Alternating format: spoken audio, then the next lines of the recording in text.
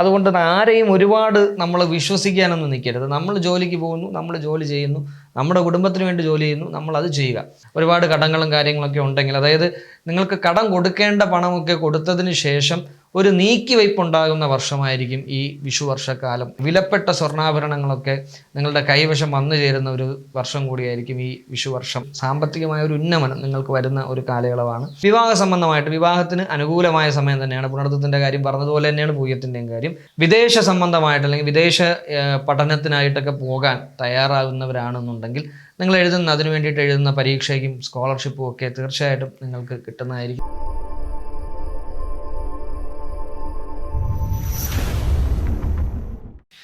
നമസ്കാരം. അസ്ട്രോളജിക്കൽ ലൈഫിൻ്റെ പുതിയ ഒരു അധ്യായത്തിലേക്ക് ഹാർദമായ സ്വാഗതം. ഞാൻ അമൽ സനാതനം.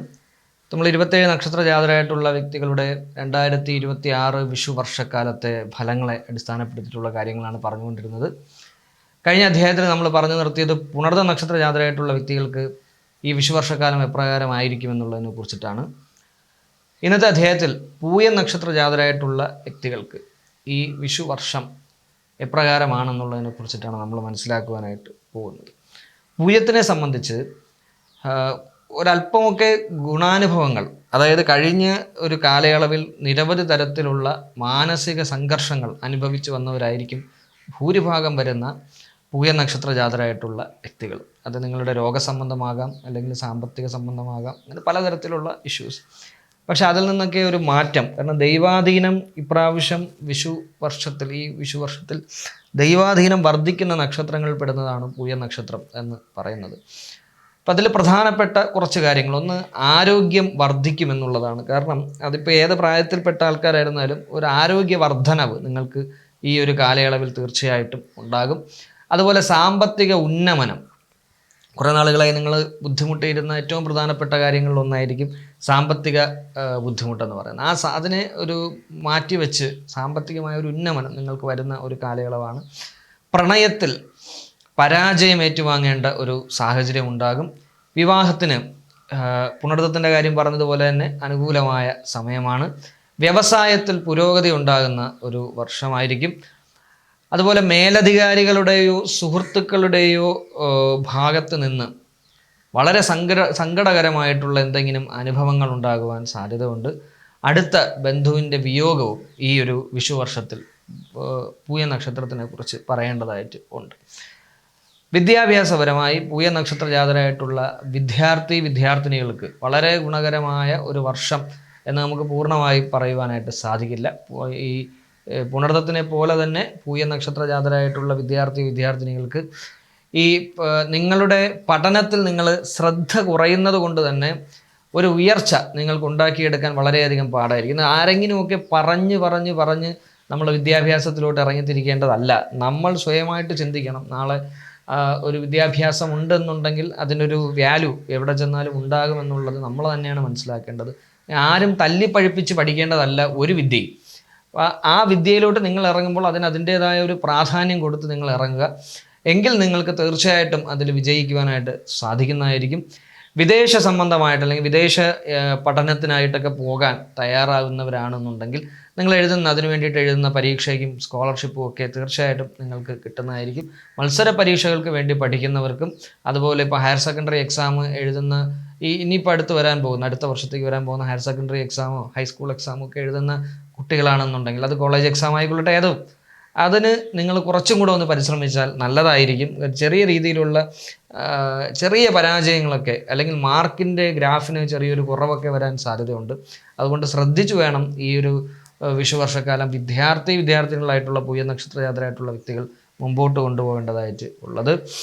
കുടുംബത്തിൽ പൊതുവെ വലിയ പ്രശ്നങ്ങളും പ്രതിസന്ധികളും ഒന്നും ഇല്ലാതെ അഡ്ജസ്റ്റബിളായിട്ടൊക്കെ പോകുന്ന ഒരു കാലയളവായിരിക്കും ഈ വിഷു വർഷക്കാലം പൂയത്തിനെ സംബന്ധിച്ച്. കാരണം നിങ്ങളുടെ സാമ്പത്തിക നില ഒന്ന് മെച്ചപ്പെടുന്ന വർഷമാണ് ഈ വിഷു വർഷം എന്ന് പറയുന്നത്. ഒരുപാട് കടങ്ങളും കാര്യങ്ങളൊക്കെ ഉണ്ടെങ്കിൽ, അതായത് നിങ്ങൾക്ക് കടം കൊടുക്കേണ്ട പണമൊക്കെ കൊടുത്തതിന് ശേഷം ഒരു നീക്കിവയ്പുണ്ടാകുന്ന വർഷമായിരിക്കും ഈ വിഷു വർഷക്കാലം എന്ന് പറയുന്നത്. അതുപോലെ ആഭരണങ്ങൾ, സ്വർണ്ണാഭരണങ്ങളോ പോലുള്ള കാര്യങ്ങൾ, വിലപ്പെട്ട സ്വർണ്ണാഭരണങ്ങളൊക്കെ നിങ്ങളുടെ കൈവശം വന്നു ചേരുന്ന ഒരു വർഷം കൂടിയായിരിക്കും ഈ വിഷു വർഷം എന്ന് പറയുന്നത്. തൊഴിൽ സംബന്ധമായിട്ട് നിങ്ങൾ ഏത് തൊഴിലിൽ ഏർപ്പെട്ടിരുന്നാലും വളരെ ശ്രദ്ധിച്ചു വേണം നിങ്ങളുടെ കൂടെയുള്ളവരെ നിങ്ങൾ മുമ്പോട്ട് കൊണ്ടുപോകാൻ. ഞാൻ നേരത്തെ സൂചിപ്പിച്ചതുപോലെ മേലധികാരികളിൽ നിന്നോ അല്ലെങ്കിൽ സുഹൃത്തുക്കളിൽ നിന്നോ സങ്കടകരമായ അനുഭവങ്ങൾ ഉണ്ടാകുമെന്ന് ഞാൻ പറഞ്ഞു. അത് നിങ്ങളുടെ ജോലി സ്ഥലത്ത് നിന്ന് തന്നെ ആയിരിക്കും കൂടുതലും സംഭവിക്കുക. അതുകൊണ്ട് ആരെയും ഒരുപാട് നമ്മൾ വിശ്വസിക്കാനൊന്നും നിൽക്കരുത്. നമ്മൾ ജോലിക്ക് പോകുന്നു, നമ്മൾ ജോലി ചെയ്യുന്നു, നമ്മുടെ കുടുംബത്തിന് വേണ്ടി ജോലി ചെയ്യുന്നു, നമ്മളത് ചെയ്യുക. അല്ലാതെ മറ്റുള്ളവരുടെ എല്ലാ പ്രശ്നങ്ങളും കയറി നമ്മൾ തലയിടാൻ ഒരിക്കലും നിൽക്കരുത്. അവർ ചിലർക്ക് ഒരു പ്രശ്നമുണ്ട്, പ്രത്യേകിച്ച് പൂയ നക്ഷത്ര ജാതകർക്ക് അങ്ങനെ ഒരു കുഴപ്പമുണ്ട്. ആരും ഒരു കാര്യത്തിനും നീ ഇപ്പോൾ വിളിച്ചില്ലെങ്കിലും ആ പ്രശ്നത്തിൽ കയറി അങ്ങ് തലയിടും. അവസാനം ഇതെല്ലാം കൂടെ കറങ്ങി ഈ ഒരാൾ നിങ്ങളുടെ തലയിൽ തന്നെ വന്നങ്ങ് നിൽക്കുന്ന ഒരു സാഹചര്യം ഉണ്ടാകും. അപ്പോൾ മിക്കവാറും ഒക്കെ നിങ്ങൾക്ക് വന്നിട്ടുള്ള എല്ലാ തലവേദന പിടിച്ച കാര്യങ്ങൾക്കും നിങ്ങൾ തന്നെയാണ് പ്രധാനമായിട്ട് ഇറങ്ങി തിരിച്ചിട്ടുള്ളത്. യാതൊരു കാര്യമില്ലായിരിക്കും, പക്ഷെ നിങ്ങളങ്ങ് ഇറങ്ങും.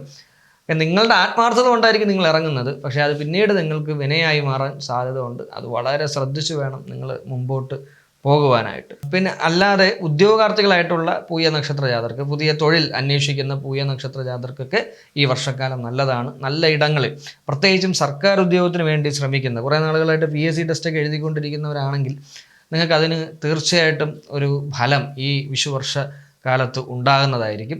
വിവാഹ സംബന്ധമായിട്ട് വിവാഹത്തിന് അനുകൂലമായ സമയം തന്നെയാണ്. പുണർത്തത്തിൻ്റെ കാര്യം പറഞ്ഞതുപോലെ തന്നെയാണ് പൂയത്തിൻ്റെയും കാര്യം. ആൺകുട്ടികൾക്കായിരുന്നാലും പെൺകുട്ടികൾക്കായിരുന്നാലും നല്ല ഒരു വർഷമാണ് ഈ വിഷുവർഷം വിവാഹത്തിന്. അതിന് തീർച്ചയായിട്ടും നിങ്ങൾക്ക് അതിന് വേണ്ട തയ്യാറെടുപ്പുകൾ എടുക്കാം. പ്രണയ സംബന്ധമായിട്ട് പ്രണയത്തിൽ പരാജയം ഏറ്റുവാങ്ങേണ്ട ഒരു സാഹചര്യം ഈ വിഷുവർഷക്കാലത്തിൽ പൂയ നക്ഷത്ര ജാതർക്കുണ്ട്. അത് നിങ്ങളുടെ പാർട്ട്ണറോടൊക്കെ വളരെ അഡ്ജസ്റ്റബിളായിട്ട് പോകാൻ നിങ്ങൾ ശ്രമിക്കുക. എല്ലാവർക്കും ഒരേ മനോഭാവമായിരിക്കില്ല. നമ്മളുടെ അതേ സിസ്റ്റത്തിൽ മറ്റേ ആൾ കൂടി നിൽക്കണമെന്ന് പറഞ്ഞു കഴിഞ്ഞാൽ നടക്കുന്ന കാര്യമൊന്നുമല്ല. അതൊക്കെ ഒരിക്കലും നടക്കത്തില്ല. കാരണം രണ്ടും രണ്ട് മനസ്ഥിതി ഉള്ളവരാണ്. വൈവിധ്യാനാം അഹം വിവാഹം എന്നാണ് പറയുന്നത്. അതായത് രണ്ട് വൈവിധ്യമാർന്ന രണ്ട് അഹങ്ങൾ, ഈ മനസ്സുകൾ ചേരുന്നതിനെയാണ് വിവാഹം എന്ന് പറയുന്നത്. അപ്പോൾ പിന്നെ പ്രണയത്തിൻ്റെ കാര്യം ഞാൻ ഇനി പ്രത്യേകിച്ച് പറയണ്ടല്ലോ. അപ്പോൾ ഈ രണ്ട് വ്യത്യസ്തമായ അഹങ്ങൾ ചേരുന്നതാണ് വിവാഹമെന്നുണ്ടെങ്കിൽ രണ്ട് തരത്തിലുള്ള പ്രാണൻ്റെ ഒത്തുചേരലാണ് യഥാർത്ഥത്തിൽ പ്രണയം എന്ന് പറയുന്നത്.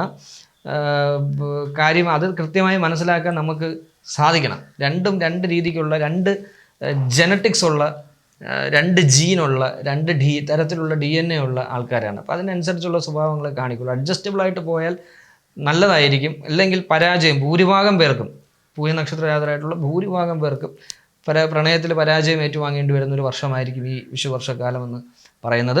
വ്യാവസായികപരമായി വ്യവസായത്തിൽ പുരോഗതി ഉണ്ടാകുന്ന വർഷമാണ് പൂയത്തിനെ സംബന്ധിച്ച് ഈ വിഷുവർഷക്കാലം എന്ന് പറയുന്നത്. ഏത് തരത്തിലുള്ള ബിസിനസ് ആണെങ്കിലും നിങ്ങൾക്ക് ഈ വർഷം സ്റ്റാർട്ട് ചെയ്യാം.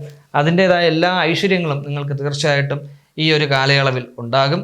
ആരോഗ്യ സംബന്ധമായി ഞാൻ ആദ്യം പറഞ്ഞതാണ്, ആരോഗ്യം വർദ്ധിക്കുന്ന ഒരു കാലയളവാണ് പൂയ നക്ഷത്ര ജാതർക്ക് ഈ വിഷു വർഷം എന്ന് പറയുന്നത്.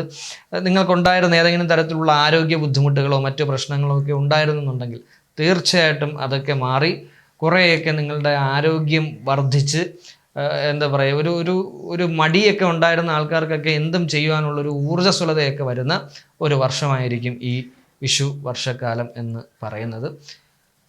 ദോഷപരിഹാരാർത്ഥം പൂയം നക്ഷത്ര ജാതരായിട്ടുള്ള വ്യക്തികൾ ചെയ്യേണ്ട 3 പ്രധാനപ്പെട്ട കാര്യങ്ങളാണ്. ഒന്ന്, പൂയം സുബ്രഹ്മണ്യ സ്വാമിയുമായി ബന്ധപ്പെട്ടിരിക്കുന്ന നക്ഷത്രമാണ്. അതുകൊണ്ട് തന്നെ സുബ്രഹ്മണ്യ ഭജനം നിർബന്ധമാക്കുക.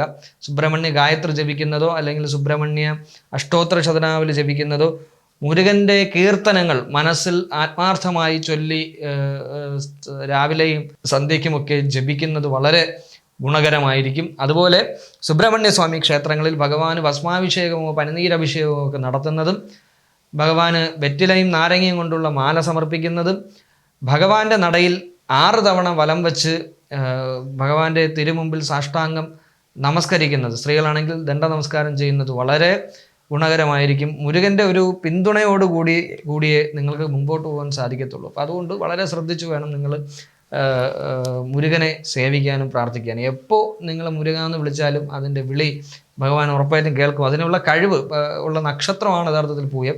പക്ഷേ ഇടയ്ക്കിടയ്ക്കൊക്കെ എന്താ പറയുക, ഈ ഒരേ വഴി കൂടെ നടന്നതിന് ശേഷം ഇടയ്ക്ക് ഏതെങ്കിലും ഒരു ഇടവഴി കാണുമ്പോൾ അതിലോട്ട് കയറി പോകുന്ന പോലെയാണ് പൂയ നക്ഷത്ര ജാതരായിട്ടുള്ള വ്യക്തികൾ. കാരണം ഒരു വഴി കൂടെ പൊയ്ക്കൊണ്ടിരിക്കുക, അവിടെ ആ വഴി എവിടെയാണ് എത്തുന്നത് അതാണ് നമ്മുടെ ലക്ഷ്യം യഥാർത്ഥത്തിൽ. പക്ഷേ പോകുന്ന വഴിക്ക് ഏതെങ്കിലും ഇടവഴികൾ അങ്ങോട്ടും ഇങ്ങോട്ടും കണ്ടു കഴിഞ്ഞാൽ ഇതിലേ കൂടെ ഒന്ന് പോയി നോക്കാം എന്ന് പറഞ്ഞാൽ അങ്ങോട്ട് പോകും. അപ്പോൾ എന്ത് ചെയ്യും, സ്വാഭാവികമായിട്ടും നമ്മൾ പോകേണ്ട വഴി നമ്മൾ മറന്നുപോകും. ആ ഒരു കാര്യത്തിൽ പൂയ നക്ഷത്ര ജാതരായിട്ടുള്ളവർ വളരെ ശ്രദ്ധിക്കേണ്ട ഒരു കാലഘട്ടമാണ് ഈ വിഷുവർഷം എന്ന് പറയുന്നത്. പിന്നെ രണ്ടാമത് ചെയ്യേണ്ട കാര്യം എന്ന് പറഞ്ഞാൽ ഗണപതി ഭഗവാനെ നന്നായി സ്തുതിക്കുക. ഗണപതി ഗായത്രി, ഈ പറഞ്ഞതുപോലെ തന്നെ ഗണപതി ഗായത്രി ജപിക്കുന്നതും, അതുപോലെ ഗണപതി ഭഗവാനെ ആത്മാർത്ഥമായിട്ട് ഭഗവാന് വേണ്ടിയിട്ടുള്ള ചെറിയ വഴിപാടുകൾ, വലിയ വഴിപാടുകളൊന്നും വേണ്ട, ചെറിയ വഴിപാടുകൾ, അതായത് നമ്മൾ നാളികേരം ഉടക്കുക, ഭഗവാന് നമ്മൾ കറുകമാല ചാർത്തുക, മുക്കുറ്റിമാല ചാർത്തുക, ഇങ്ങനെയുള്ള കാര്യങ്ങൾ ചെയ്തു കഴിഞ്ഞാൽ ഈ ഭഗവാന്റെ അനുഗ്രഹം തീർച്ചയായിട്ടും നിങ്ങളോടൊപ്പം ഉണ്ടായിരിക്കും. ഗണപതിയുടെ മൂലമന്ത്രം ഓം ഗം ഗണപതായ നമഃ എന്നുള്ള മൂലമന്ത്രം ഏത് കാര്യം ചെയ്യുന്നതിന് മുൻപും ഒരു 3 തവണ നിങ്ങൾ ജപിക്കുന്നതും നല്ലതായിരിക്കും. മൂന്നാമത് ശിവക്ഷേത്രത്തിൽ, അതായത് ഏറ്റവും നല്ലത് ശിവപാർവതി പ്രതിഷ്ഠയുള്ള ക്ഷേത്രങ്ങളിൽ ഭഗവാന് നമ്മൾ കൊടുക്കേണ്ട ജലധാര ഭഗവാന് സമർപ്പിക്കാം, അതുപോലെ കൂവളമാല സമർപ്പിക്കാം, ദേവിയെ പാർവതി ദേവിക്ക് പിൻവിളക്ക് കൊടുക്കാം, ദേവിക്ക് ചുവന്ന പുഷ്പങ്ങൾ കൊണ്ടുള്ള ഹാരം, ഇത്തരത്തിലുള്ള കാര്യങ്ങളൊക്കെ കൃത്യമായി ചെയ്തു വന്നാൽ പൂയ നക്ഷത്ര ജാതർക്ക് ഈ വിഷുവർഷം ഗുണകരമായ ഫലങ്ങൾ നല്ല രീതിയിൽ ഉണ്ടാകുമെന്ന് പറഞ്ഞുകൊണ്ട് എല്ലാ പൂയ നക്ഷത്ര ജാതരായിട്ടുള്ള വ്യക്തികൾക്കും നല്ല ഒരു വിഷുവർഷക്കാലം ആശംസിച്ചുകൊണ്ട് നിർത്തുന്നു. നന്ദി, നമസ്കാരം.